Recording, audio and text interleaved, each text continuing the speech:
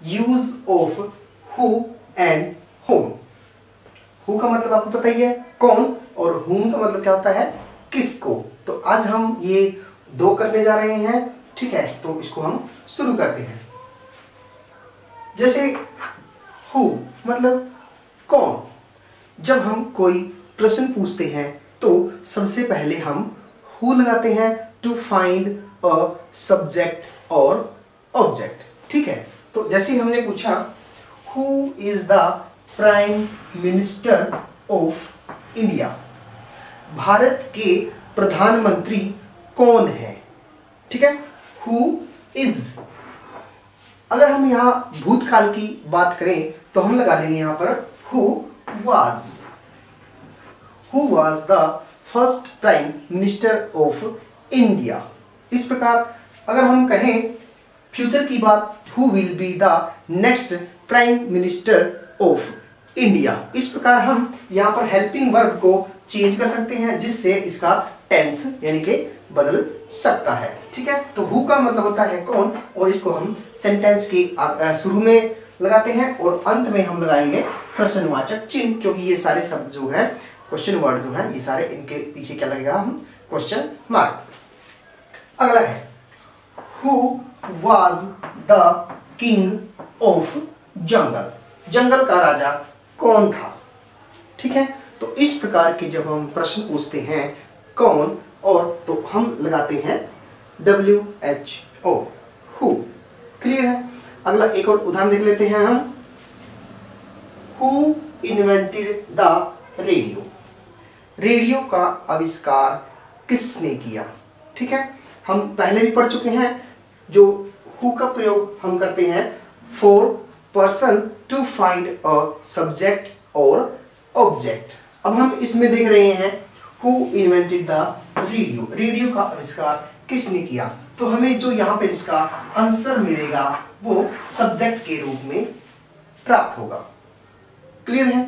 जैसे who is the prime minister of India, तो answer क्या होगा, mister Narendra Modi is the prime minister of India. तो ये हमें सब्जेक्ट के रूप में इसका आंसर मिलता है। आगे हम दो उदाहरण लेते हैं। Whom do you look for, तुम किसे खोजते हो या तुम किसको खोजते हो। तो यहाँ पर जब whom हमने लगाया, ये किसके लिए है, ऑब्जेक्ट के लिए। जब इसको whom का प्रयोग करेंगे तो टू फाइंड द ऑब्जेक्ट। अब यहाँ पर सब्जेक्ट है यू, तो जो इसका आंसर होगा तुम किसे खोजते हो, मैं राम को खोजता हूँ, तो या कुछ और कुछ मैं किसी चीज को खोज रहा हूँ, तो जो उसका आंसर मिलेगा वो हमारा ऑब्जेक्ट होगा। तो whom to find the object. whom did Ram teach, Ram ने किसको पढ़ाया, यानी कि वो कौन किसको पढ़ाया, ऑब्जेक्ट क्या है इसके अंदर। तो जब हम whom का प्रयोग करते हैं तो हम ऑब्जेक्ट को ढूंढने के लिए यूज करते हैं। तो उम्मीद है आपको ये समझ में आ गया होगा कि who का प्रयोग टू फाइंड अ सब्जेक्ट और ऑब्जेक्ट, और जो whom का प्रयोग करते हैं वो to find the object. Clear है। ओके, तो हम कुछ उदाहरण देख लेते हैं। आप कोशिश करेंगे इसको घर पर बनाने की, जो सिर्फ हु और whom से ही शुरू होंगे। तो जो पहला वाक्य है, वे लोग कौन हैं, वे लोग कौन है, आप इसको इंग्लिश में ट्रांसलेट करके देखें। और वर्ड हमारे सिर्फ इसमें दो ही यूज करेंगे हम, एक है हु और दूसरा है होम, ठीक है। हु का मतलब होता है कौन और whom का मतलब होता है किसको। क्लियर है। दूसरा जो क्वेश्चन है वह कौन था। तीसरा है कौन खा रहा है। चौथा है किसने मेरी घड़ी चुराई। भारत के राष्ट्रपति कौन है।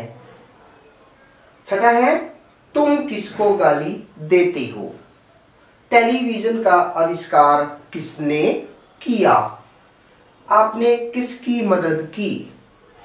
तुमने किसको पूछा। और जो अंत में है हमारा, तुम किसे सबसे अधिक प्यार करते हो। तो ये 10 हमने सेंटेंस बनाए हैं, आपको इसको कन्वर्ट करना है और हमारे व्हाट्सएप नंबर पे इसको सेंड करना है। हमारा व्हाट्सएप नंबर आपकी स्क्रीन पर शुरू में दिया जाता है, आप वहां से उसको नोट कर सकते हैं। अगर आपको कुछ समझ में नहीं आया तो आप हमें कॉल करके या मैसेज करके पूछ सकते हैं। हम यही नहीं, अगर आपको किसी और प्रकार की भी समस्या है एजुकेशन से रिलेटेड, कि आपके पास कोई बुक नहीं है या आपको कहीं से होमवर्क नहीं मिल रहा है, तो आप हमें संपर्क कर सकते हैं। आप पूरे भारत में कहीं भी बैठे हों, हम आपकी पूरी मदद करने की कोशिश करेंगे। तो आज के लिए हमारा सिर्फ है हु और हुम। नेक्स्ट वीडियो में हम करेंगे नेक्स्ट के जो हमारे 7 वर्ड्स बच गए हैं उनका प्रयोग। तो अगले वीडियो के लिए मिलते हैं, तब तक के लिए बाय बाय।